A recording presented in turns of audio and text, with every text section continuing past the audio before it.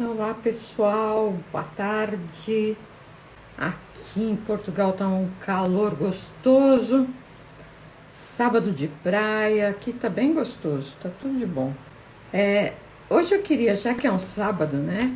Vamos fazer uma live mais leve. Eu vou contar para vocês um pouquinho da minha trajetória e aí a gente pode falar até um pouquinho sobre posicionamento.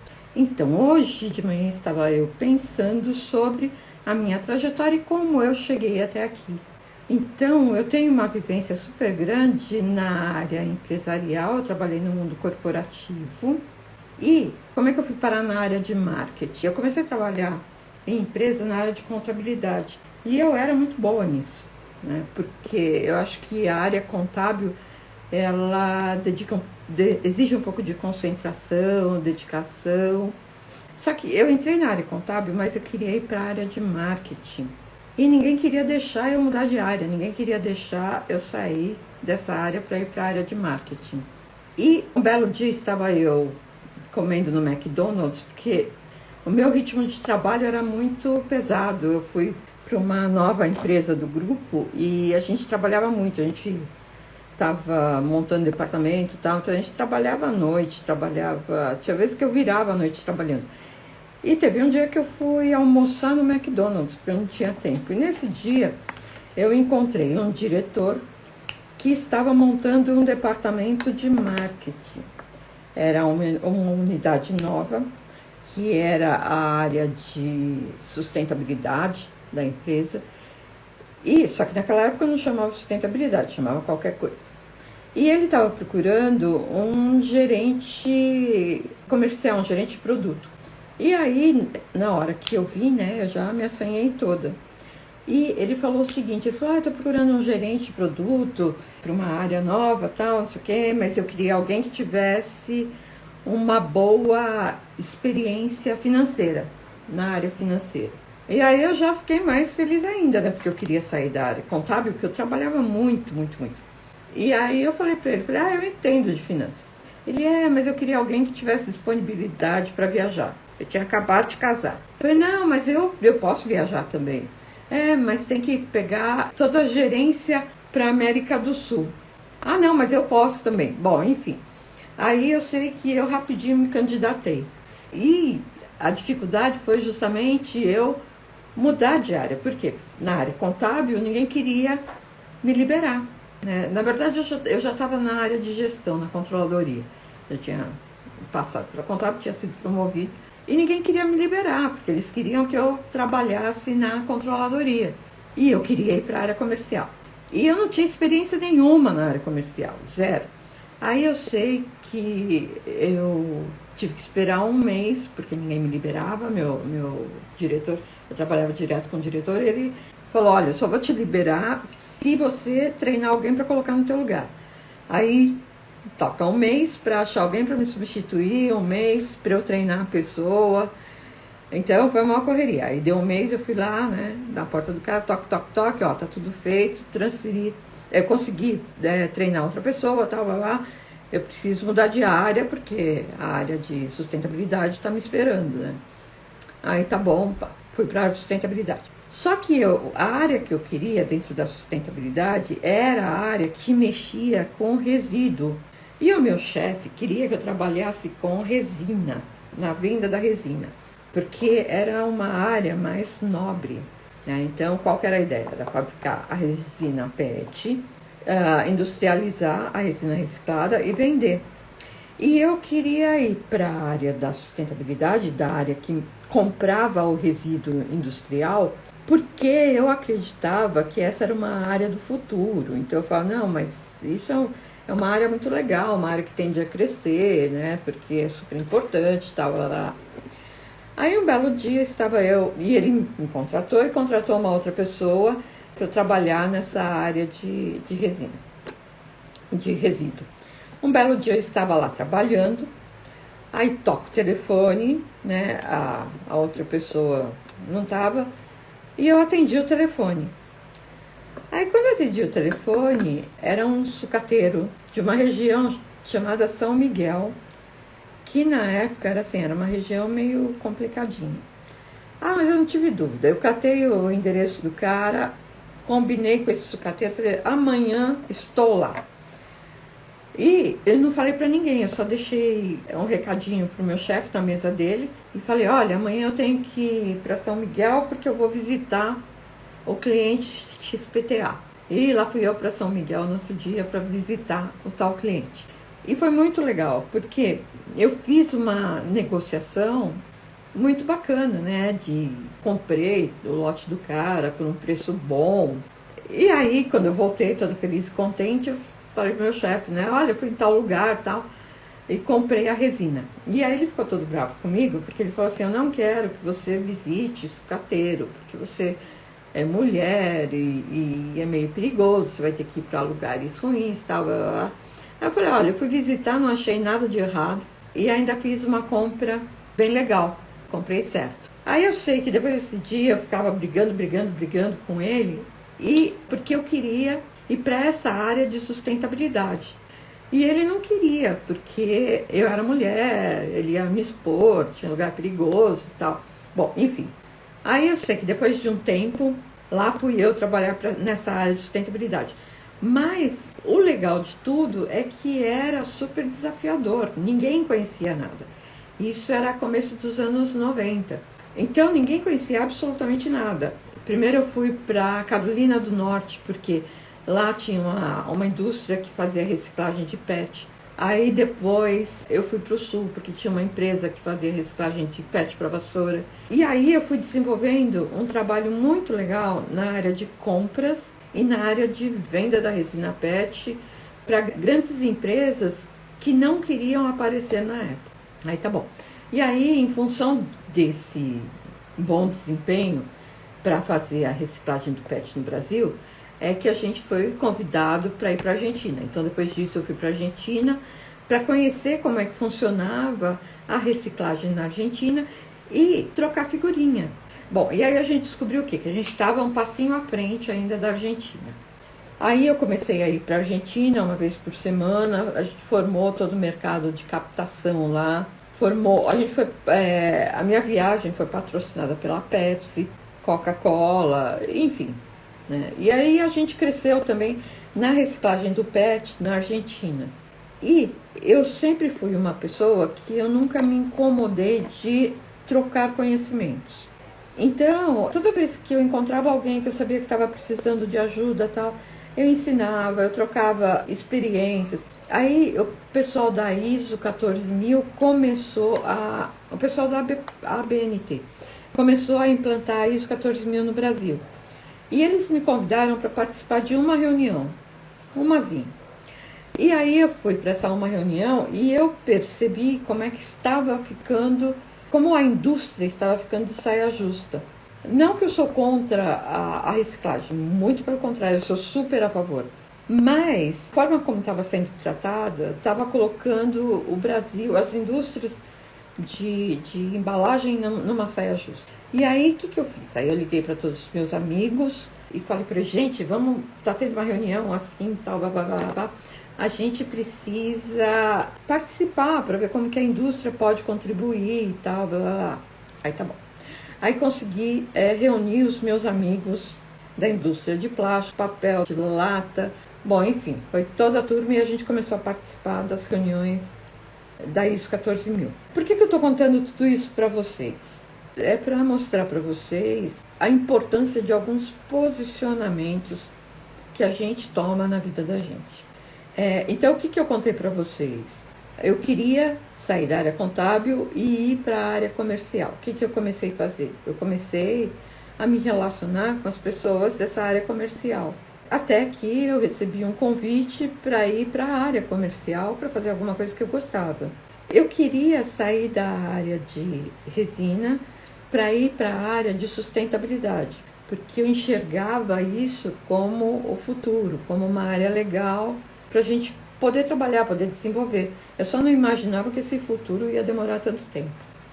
E aí, o que eu fui fazendo? Eu fui fazendo network, eu fui passando informações, e de verdade, assim, quando eu passava o conhecimento que eu tinha, nem era esperando, almejando alguma coisa.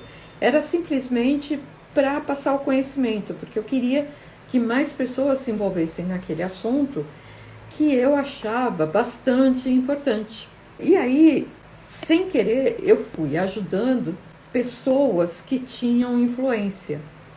Para dar um exemplo, numa das reuniões na Argentina tinha uma pessoa que era o presidente da Plastivida e ele estava fazendo uma apresentação e ele estava se enrolando com uma determinada informação que ele estava passando. Isso no meio da palestra dele. E aí eu mandei um bilhetinho para a secretária dele com a informação que ele precisava para continuar a palestra dele. E ele usou aquela informação na palestra.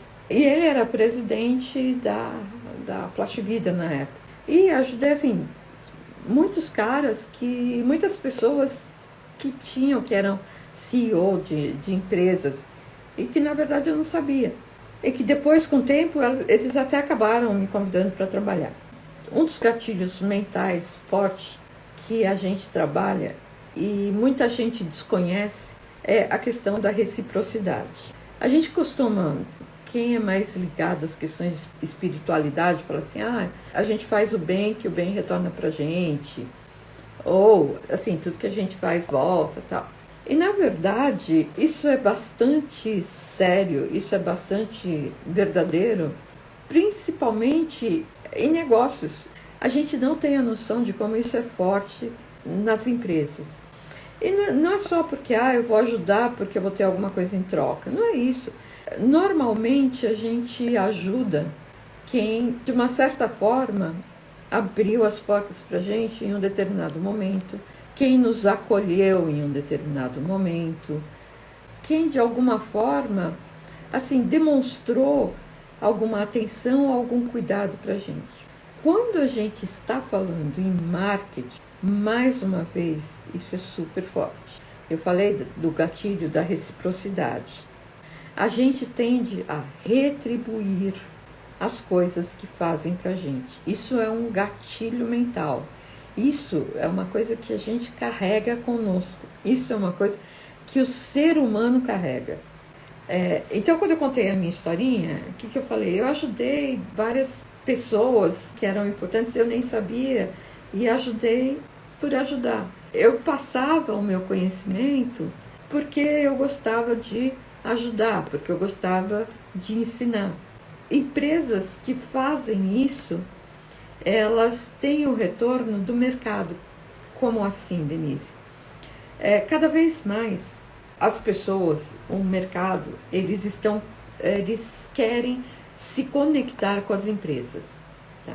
Então, cada vez mais o consumidor, ele quer acessar o site de uma empresa e saber que aquela empresa é uma empresa preocupada com o meio ambiente, é uma empresa preocupada com a responsabilidade social e é uma empresa preocupada com isso. E isso gera a tal da reciprocidade. A gente quer comprar de empresas que tenham a mesma preocupação que a gente. E quando a gente vem para o mundo digital, quando a gente vem para o marketing digital, isso fica muito mais escancarado, porque a gente abre as portas das nossas empresas para o mundo.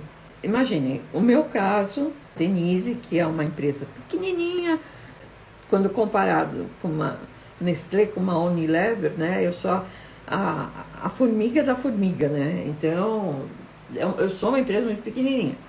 E todas as minhas informações, elas estão disponibilizadas na internet. Então, as pessoas têm acesso ao meu currículo, têm acesso ao meu passado, têm acesso à forma como eu me comporto. E isso gera uma conexão. E aí vem a pergunta, uma conexão com todo mundo? Eu vou ser pretensiosa e vou dizer, gera uma conexão com as pessoas que eu quero que tenham conexão comigo. Quando a gente vem para o ambiente digital, é muito forte a questão dessa conexão. Então, assim, com quem eu quero me conectar? Quem eu quero falar? Para quem eu quero vender? Por isso que no marketing digital é tão importante a questão do nicho, da persona, do avatar. Porque eu escolho as pessoas que eu quero me conectar. Então, é muito louco isso, né? Porque assim, eu decido para quem eu vou vender. E eu passo a mensagem para quem eu quero. Aí vocês vão falar assim, Denise, mas não é legal vender para todo mundo? É legal vender para todo mundo. Só que eu sei que não é todo mundo que vai ter uma conexão comigo. Não é todo mundo que se interessa pelo meu produto. E não é todo mundo que eu tenho capacidade para atender. Então, o que eu faço? Eu ofereço conteúdo e eu passo uma boa parte do meu tempo oferecendo conteúdo que é para gerar essa conexão, que é para gerar esse vínculo e que é para disparar esse gatilho mental da reciprocidade. Então, não tem problema nenhum, eu já falei isso para vocês uma vez, não tem problema nenhum a gente passar conhecimento, a gente passar essa conexão, porque as pessoas com as quais eu me ligo são as pessoas que querem ouvir aquilo que eu estou falando, né? E isso gera a reciprocidade, então elas se sentem na obrigação de retribuir a esse conhecimento que eu estou passando. Isso é o gatilho da reciprocidade, que é tão importante no marketing digital e que todo mundo fala, né? É o gatilho da reciprocidade, a gente tem que parar o gatilho da reciprocidade, a gente tem que incentivar as pessoas, a gente tem que passar conhecimento para disparar esse gatilho. Então, quando a gente passa essa mensagem, quando a gente passa o nosso conteúdo, mesmo que sem intenção nenhuma, lembram-se, o que eu falei? Eu sempre passei conhecimento sem a intenção de ter alguma coisa em troca. Mas mesmo sem ter a intenção, acaba acontecendo esse retorno. Então, se é pela lei da atração, se tem uma característica espiritual ou se é só negócios, a verdade é, toda vez que a gente faz o bem, toda vez que a gente se envolve com o nosso cliente, toda vez que a gente passa conhecimento, a gente estabelece uma relação de reciprocidade. E o que acontece? Quando a gente vai lançar o nosso produto, quando a gente vai lançar o nosso curso ou a nossa mentoria, aquelas pessoas que nos seguem, elas se sentem meio que na obrigação de retribuir aquilo que elas receberam um dia. Por isso que essas pessoas, elas acabam nos seguindo, acabam fazendo o nosso curso, acabam fazendo da nossa mentoria. Por quê? Porque elas se sentem na obrigação de retribuir aquilo que um dia elas receberam da gente. E isso é muito importante. Isso é o que alavanca o nosso negócio. Então, assim, as pessoas, elas precisam sentir isso. Denise, mas você não tem medo de passar todo o seu conteúdo? E quando chegar na hora da mentoria, e quando chega na hora do seu curso, o que você tem para oferecer? Quando chega no momento da minha mentoria, quando chega no momento do meu curso, eu tenho um método para oferecer. Então, durante todo esse tempo, o que eu fiz? Eu passei conhecimento de graça. O que eu consegui estabelecer? Eu consegui estabelecer conexões. No curso, o que eu entrego? Eu entrego um método para aquela pessoa atingir aquele objetivo que ela estava almejando. Então, quando eu passo muito tempo distribuindo conteúdo e falando que eu vou te levar, né, ao estágio de viver do seu conhecimento, e vou te passando conteúdo, conhecimento o tempo todo, no curso ou na mentoria, o que a gente faz? A gente entrega o caminho, que é o método, para você sair de onde você está hoje, que é o ponto A, e chegar até o local que você imagina, que é o ponto B. Então, qual que é a sua aspiração? Qual que é o seu sonho? Onde você quer chegar? E o que está te impedindo de chegar lá. É isso que um método ajuda. E é isso que vocês precisam fazer também com o público-alvo de vocês, com o cliente de vocês, com a persona de vocês.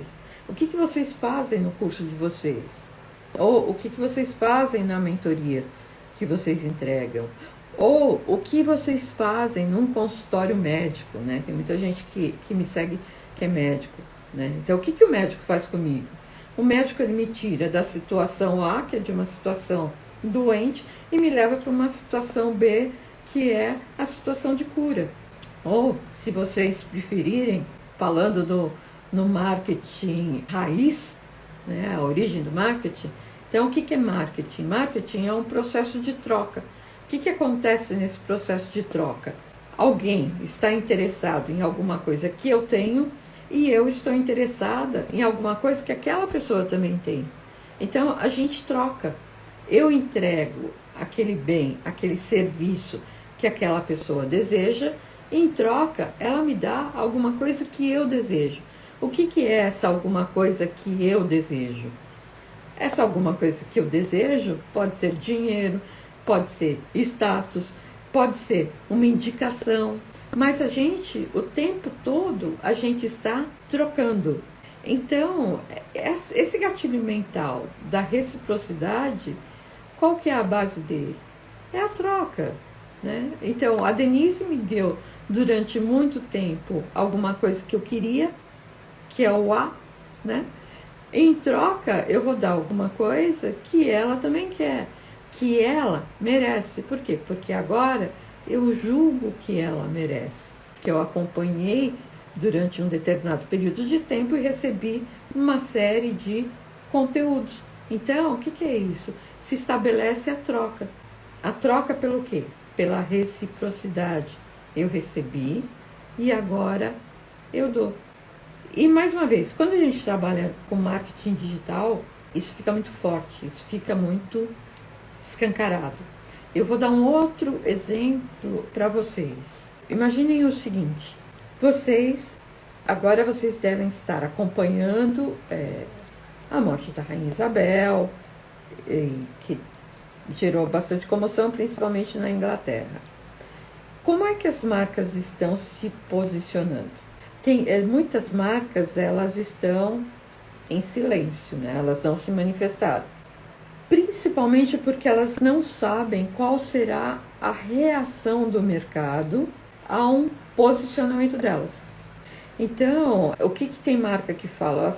Tem marca que fala assim, mas eu vendo pasta de dente, não faz sentido eu ficar falando da rainha. Agora, por outro lado, tem algumas marcas que recebem um selo oficial, que é a permissão de divulgar o nome do reino, da monarquia. Então, grandes marcas que fornecem para a rainha, ou que fornecem para a monarquia, elas têm o direito de divulgar o selo dizendo que fornecem para a rainha, ou para a monarquia.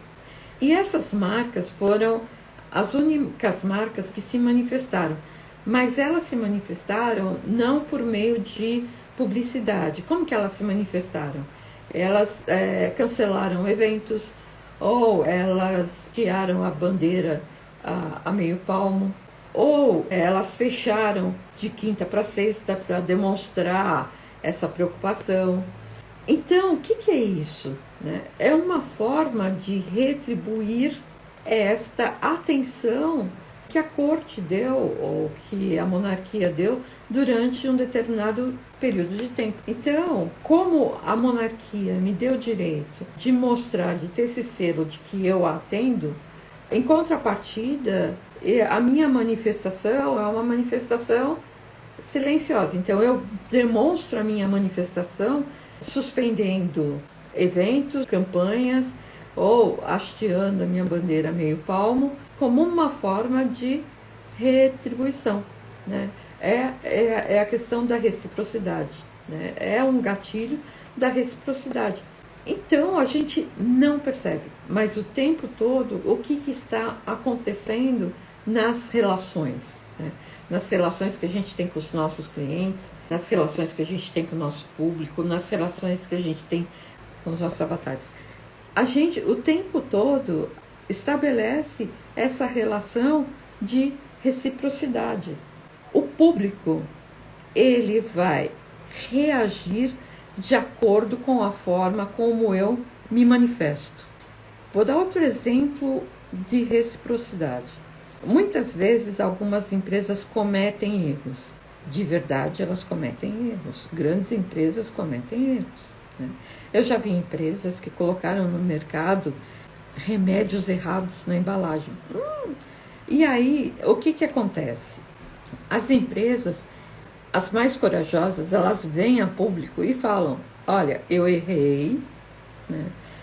Em tal produto XPTO, eu embalei errado, eu coloquei produto errado, foi o lote errado.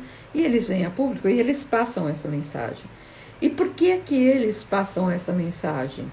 Porque quando eles fazem isso, o consumidor reage de uma forma positiva. De novo, é a reciprocidade. Então, o que eu faço? Eu conto o que eu faço e o consumidor agradece, né? Ele reage de uma forma positiva. Ele me apoia. Então, é muito interessante porque, às vezes, em situações mais difíceis, é a reciprocidade. Então, você me trata bem, que eu te trato bem. Você mostra para o seu consumidor que você está preocupado, que você tem um cuidado com ele, que você tem uma preocupação com o produto que você entrega para ele. Você demonstra isso para o seu mercado. E o que o seu mercado demonstra em troca, né? Ele retribui, né, de uma forma positiva. Deixa eu ver que entrou uma mensagem. Tadã! Sim, é verdade isso, né? Que enquanto o cérebro humano ele continua da forma que é, né?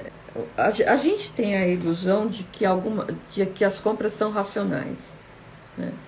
Mas não é bem assim, né? Tem uma série de estudos que demonstram que as compras elas são muito mais emocionais do que racionais. Então, o nosso cérebro, ele tende o tempo todo a agir muito mais pela emoção do que pela razão. Então, assim, enquanto a gente continuar reagindo pela emoção, a gente vai reagir positivamente a essas empresas, né? A essas empresas que têm uma preocupação e que demonstram essa preocupação. Então, meus queridos, para finalizar, não se preocupem de passar conteúdo, não se preocupem de mostrar o que vocês são de verdade para o consumidor. O que o consumidor quer, tem até um livro aqui de marketing digital para vocês, né? É um dos 8 P's do marketing digital. Então, assim, o que o consumidor quer cada vez mais? Cada vez mais o consumidor quer se relacionar com pessoas. E o marketing digital dá para a gente essa condição única, né? Então, um monte de gente me segue. Tem acho que 3.000 e tantas pessoas que me seguem no Insta, mais 6.000 e tantas no LinkedIn, mais um tanto no Facebook. Essas lives, para que elas servem? Por que eu faço as lives? Que é justamente para dar a oportunidade para as pessoas de se relacionarem comigo. É a oportunidade que elas têm de perceber que eu sou uma pessoa de carne e osso, que eu converso com elas, que eu passo pelos mesmos problemas, que eu sinto as mesmas dores e que as portas estão abertas para que elas se relacionem comigo, né? Então, o objetivo da live é justamente esse, é promover essa proximidade com as minhas personas, com os meus avatares. Espero que vocês tenham gostado. Amanhã é domingo, amanhã não tem live, né? Domingo é dia de descanso.